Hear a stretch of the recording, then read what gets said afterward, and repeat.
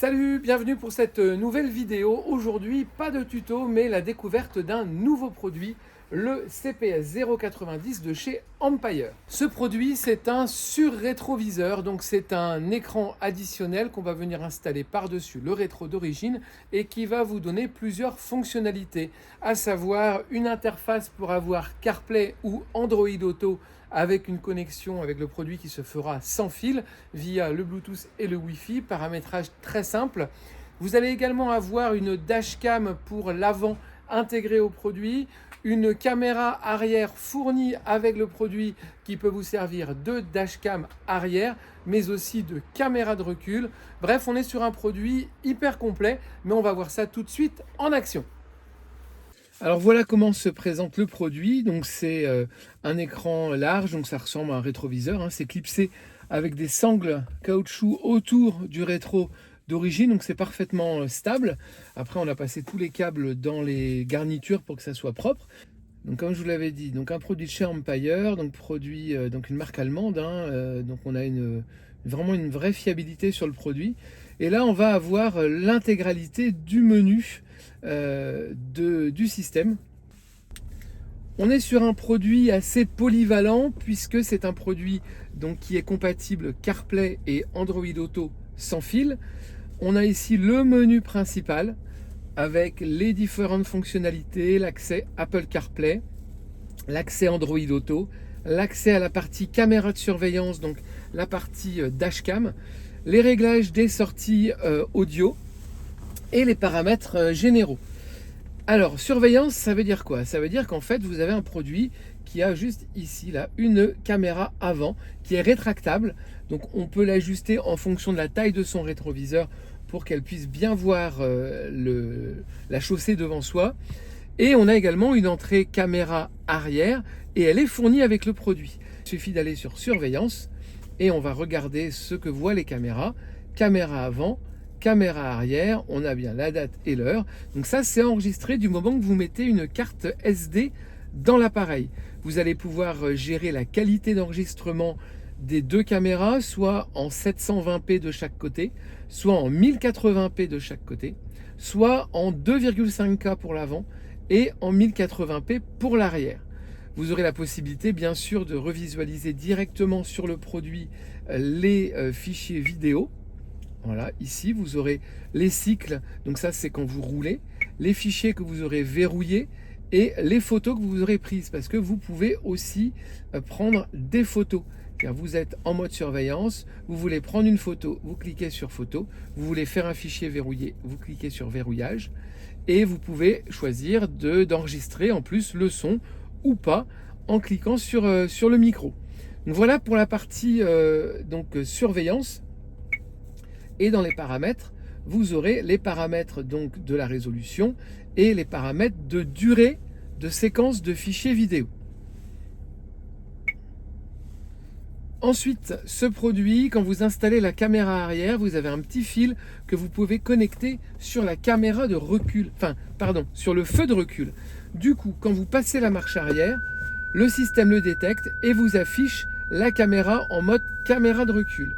Alors si vous regardez bien, l'angle de vue n'est pas le même qu'en mode caméra de surveillance. On est sur une vue plus restreinte, mais qui est entièrement paramétrable. Il suffit pour cela d'aller dans les paramètres, d'aller dans étalonnage de la ligne, et là on va avoir la vue de marche arrière. On va pouvoir régler comme on veut les lignes de guidage, que ce soit en largeur, en profondeur, tout est entièrement paramétrable. Et on va pouvoir également régler ce que l'on veut à l'image, c'est-à-dire est-ce qu'on veut une vue plutôt proche du véhicule ou est-ce qu'on veut une vue un peu plus rétroviseur pour avoir un champ un peu plus dégagé. Ce qui vous permet d'avoir vraiment l'image idéale. Alors évidemment, on a le choix de la langue, etc. On peut dire si on a le volant à gauche, volant à droite. Tout ça, c'est des paramétrages complémentaires. Ensuite, c'est un produit qui fait dashcam avant, dashcam arrière, mais également CarPlay et Android Auto. Donc là, on va aller voir le CarPlay. On est sur un écran tactile qui est très très fluide. On a accès du coup à toutes les fonctions classiques de CarPlay, y compris le GPS, le contrôle des applications de musique comme Deezer, Spotify, Tidal, YouTube Music, etc. On accède également au SMS, en commande vocale, en tout cas avec Siri. Vous pouvez bien sûr activer votre fonction vocale, que ce soit également OK Google. On est sur un produit qui est vraiment très sympa. Vous voyez, là on a Google Maps avec l'affichage satellitaire, mais vous pouvez très bien le passer en plein écran en cliquant directement dessus. Donc on a un CarPlay hyper réactif. En Android Auto, ça fonctionne exactement pareil. Donc là, je vais démarrer la voiture pour sortir le véhicule. Le véhicule n'était pas équipé d'une caméra de recul.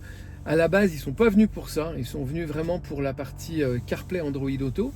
Mais c'est un petit bonus. Je passe la marche arrière.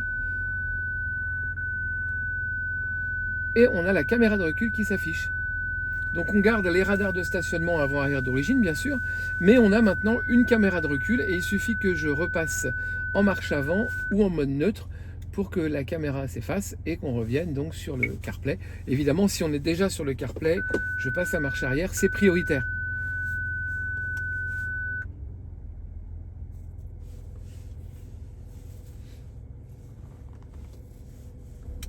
Si on a besoin d'accéder aux caméras de surveillance, on a un raccourci ici et on affiche les caméras. Et ici, téléphone, on revient au CarPlay. Si vous avez besoin de réaccéder au menu principal, la maison, et si jamais vous avez besoin d'éteindre l'écran, vous pouvez passer par la maison et ici, vous éteignez l'écran pour retrouver un rétroviseur, je dirais classique, si vous en avez besoin pour les manœuvres, même si avec la marche arrière, vous aurez l'image de la caméra de recul si vous l'avez installée. On touche l'écran et celui-ci se réveille automatiquement. Dans la sortie audio, vous allez pouvoir choisir de quelle manière vous voulez relier le système à votre système d'origine. Soit en utilisant le haut-parleur intégré, mais qui n'est que de piètre qualité, hein, évidemment. C'est tout petit, donc bon, c'est vraiment en cas de secours.